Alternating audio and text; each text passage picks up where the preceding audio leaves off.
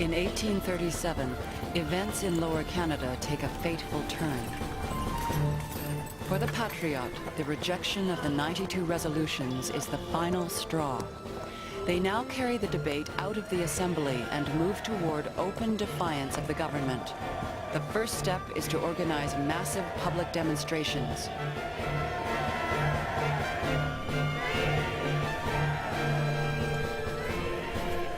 The protest movement reaches its climax that fall at the Six Counties Assembly.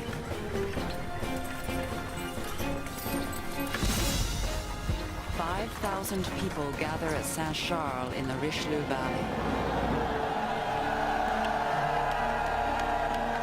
They have come to hear the colony's greatest orator, Louis-Joseph Papineau.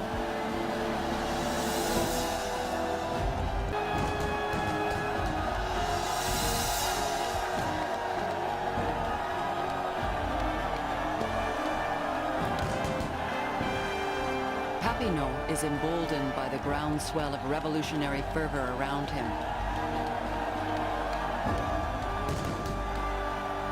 He urges the Patriots to elect their own local officials, in effect to begin setting up an alternate government. Assemblez-vous et élisez des magistrats pacificateurs, à l'exemple de vos frères réformistes des deux montagnes, pour protéger le peuple contre la vengeance de ses ennemis. Never before has Papineau gone so far. But for the most radical, it is not far enough. Dr. Wilfred Nelson of Saint-Denis, one of the English Canadians to join the Patriot, calls for armed insurrection. Eh bien, moi, je prétends que le temps est arrivé de faire fondre nos plats et nos cuillères en étain pour en faire des balles. Cyril Hector Côté, a doctor from Napierville, is even more blunt. Moi aussi, je prétends que le temps des discours est passé. C'est du plomb qu'il faut envoyer maintenant à nos ennemis.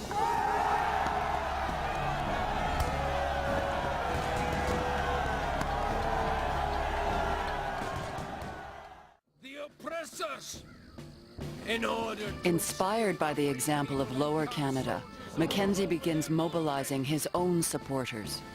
If the British Kingdom can tax the people of Lower Canada against their will, they will do so with you when you dare to be free.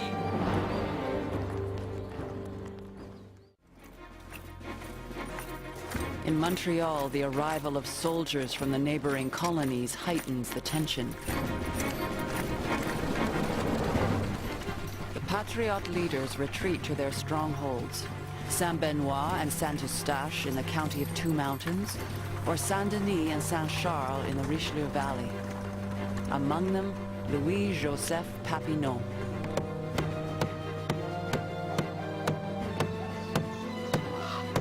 Arrest warrants for high treason are issued against them all. The civil authorities have called for the military to assist them in apprehending these persons. It is of the greatest importance to drag the leaders of the revolt from their meeting places.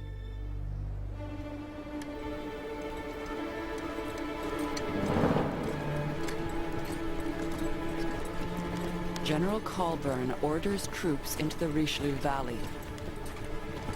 He wants to strike first, before the insurgents can mount a serious military threat.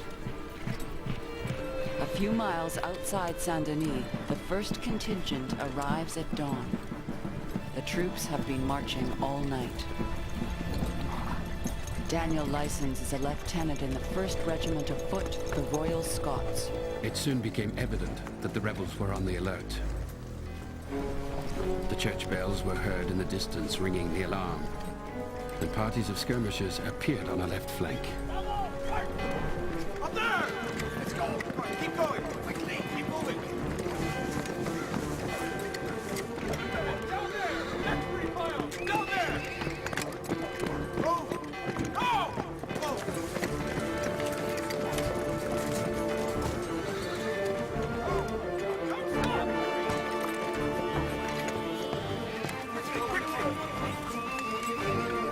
Over there!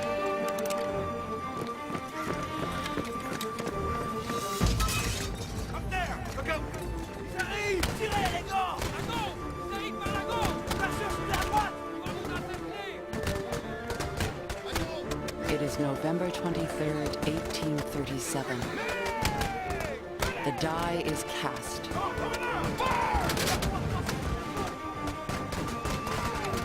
At Saint-Denis, 300 British soldiers confront 800 Patriots.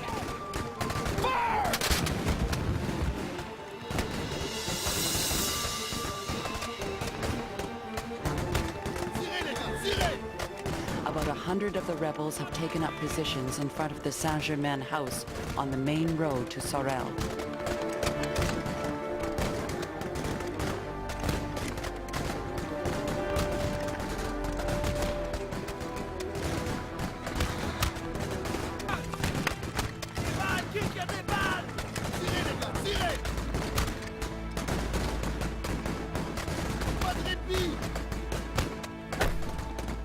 The battle lasts for 6 hours.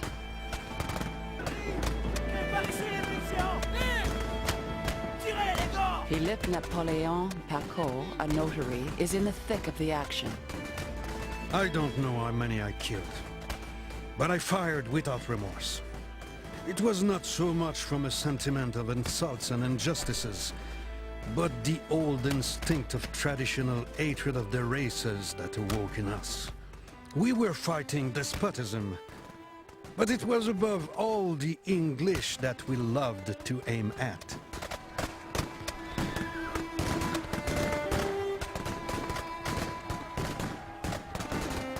The stubborn resistance has taken the English by surprise, and their ammunition is running low.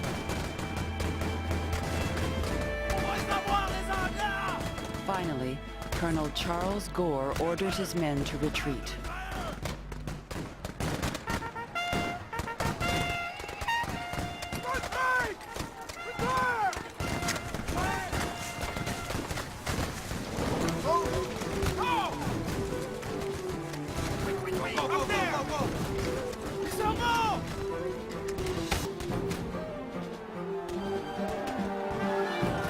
Louis-Joseph Papineau is not at Saint-Denis to celebrate the victory.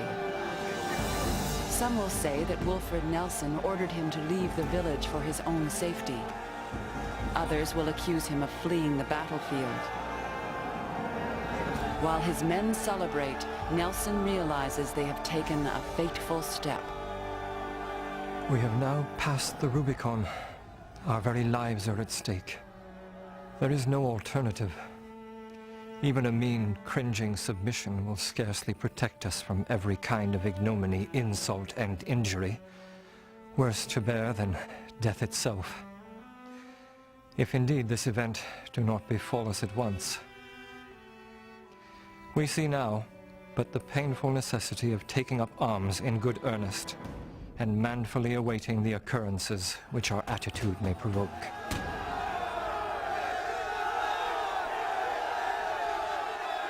General Colburn is shaken by the Patriot victory and makes an urgent appeal to the Lieutenant Governor of Upper Canada. The civil war has now commenced in this province.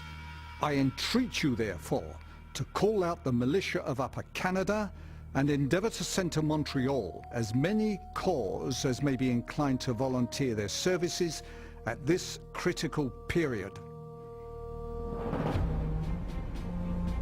Political struggle has given way to armed rebellion.